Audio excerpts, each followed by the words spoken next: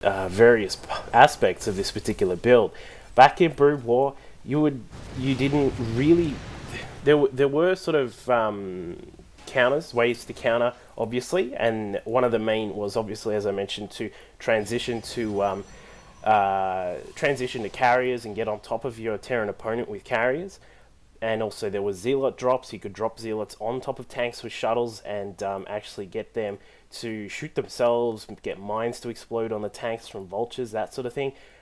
Just by the way, if you haven't actually played any Brood War, make sure you go and just have a look on YouTube, just to have a look at some games, have a look at something like Flash versus Bisu, something like that, just so you can get an aspect of what I'm actually referring to with these sorts of things here.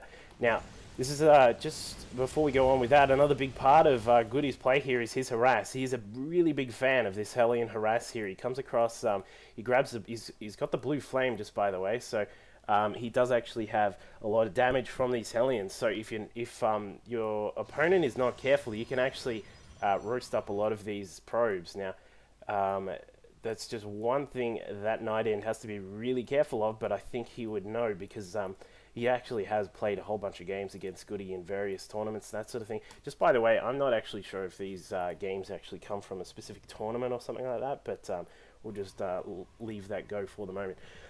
Another part of the build, as we mentioned before, one of the various counters that Protoss can actually use now, opposed to Brood War, is that you have Void Rays. The Void Rays provide a massive, massive damage output against tanks now, and this is where this sort of the difficulty of the mech build actually comes into play. Is that if your opponent gets Void Rays, and actually, as we can see here, he's actually got the Void Ray speed as well, which is a really good lead to take in this. And if you're not really careful with how your production goes, you will actually have no counters to the Void Rays. Now, as we can see here, there are a whole lot of tanks. Yes, there are a whole lot of Hellions, but realistically, the only anti-air that GoOdy has at this time is these Marines that are down here, and obviously the fact that he's gone around placing turrets randomly around the map.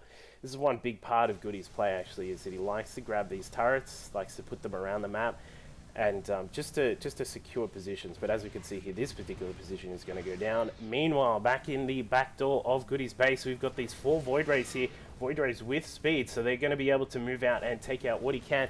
There is one Thor here. This is the other aspect to the mech build, which is very dangerous. As we can see there, bam, that Thor is gone. The Thor has no way to counter 4 charged up Void Rays. As we can see here, GoOdy's got a turret up and a couple of Vikings, which is, he's done really well to keep that intact there, but this is where a lot of the trouble comes with this build, is that if you start spending your gas on your Vikings, I know Vikings don't actually take that much gas, but if you start putting gas into Vikings, you put them into Thors, this sort of thing, to defend against Void Rays, you're not going to have as many tanks to counter the ground forces that the Protoss will have. Not to mention the simple fact that a Protoss player can switch from Void Rays. I know. For those of you Protoss players, I know switching from various tech trees is quite heavy on gas with the Protoss tech as well. But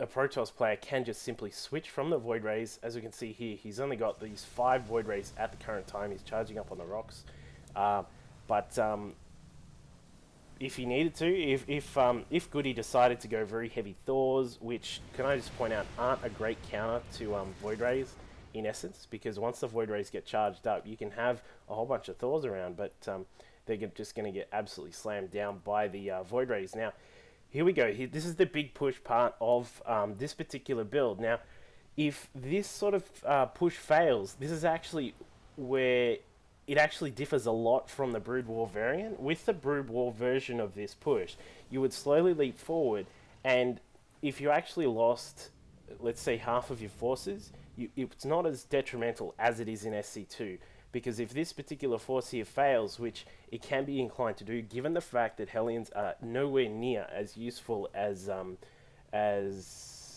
are they called? Vultures, that's the one. So it can just be a real heap of trouble if they get roasted up. And as we can see here, we have a massive variance of these Protoss units. We've got Void Rays here taking on the air, which is obviously getting the Vikings to not shoot at Colossi. We've got 2 Colossi down here taking out a lot of things from range, and we've got Immortals taking the hits with their hardened shell from the tanks. So this is where the mech play actually starts to suffer, is when you have your Protoss opponent who actually knows what they're doing, and especially if they know if there's a lot of tank play coming, they will actually get these sorts of counters here with the Immortals up front to take the heat. They've got Colossi hitting from the back to clean up any Marines. You got Void Rays in the skies controlling the sky as well. And it just actually, this is where the mech falls apart. Now, as we can see here, like I mentioned before, GoOdy did a nice push there. There was a lot of tanks in that push, and there were a lot of Hellions as well. But he has now actually lost a lot of that initiative there, because he has lost so many tanks, which cost obviously a lot of gas and a lot of minerals, and so he's now needing to actually move up here and sort of secure this third base, which is going to be a lot of trouble given that we now have a whole heap of Protoss forces. So here we go, we've got the Protoss moving in with his 3 Immortals up front, taking all the hits there. They just take absolutely nothing from the tanks, and this is where the problem comes in, because now for Protoss in this matchup, if you're doing mech, you've got Immortals up front taking no damage. You've got no damage going on to the Zealots. As we can see here, Zealots just running up with, you know, a lot of these guys have, a couple of them in the red, but a lot of them just actually just walked up there peacefully.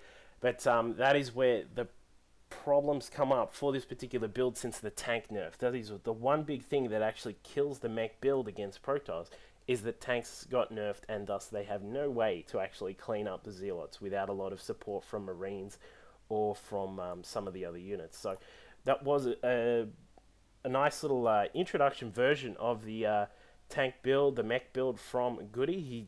This is obviously the tank Hellion variant of it. So there's just obviously a couple of things to note, is to be very careful with your initial push. If you're going to, as we saw back here when he came across the map, you need to be really careful with when you're sieging up, and you need to have vision of when you're going to siege up. The way GoOdy was actually moving across there was with just moving out and putting turrets out the front. Once those turrets that he put here actually got, I might actually just go back to have a quick look at it. When he moved out here, I'm just going to pause it, he actually put these turrets down, then put some more turrets down here, but that was way too late, because these tanks over here were not sieged. They only sieged at the last second, as we can see here. With a lot of this battle here, these Zealots are coming in here, some of them with low health, a couple of them with pretty full health actually, and these Hellions are just getting cleaned up by all of the Stalkers and the Colossi. So that is just a part of this build that actually leaves a lot to be desired, is with the tank nerf from the 1.11 patch or whatever it was. Just actually removes this sort of play from the game. So we'll have to see. There are various ways to play it, and if you are very careful with it, and if you are actually very structured with the way that you do your build, you can actually come off with a win with it. So we saw pretty decent game there from TvNightend. He did really well there, and we will just have to go on to game 2 and actually see if GoOdy can actually pull off a victory with the mech play. And I will see you in the next game. Cheers.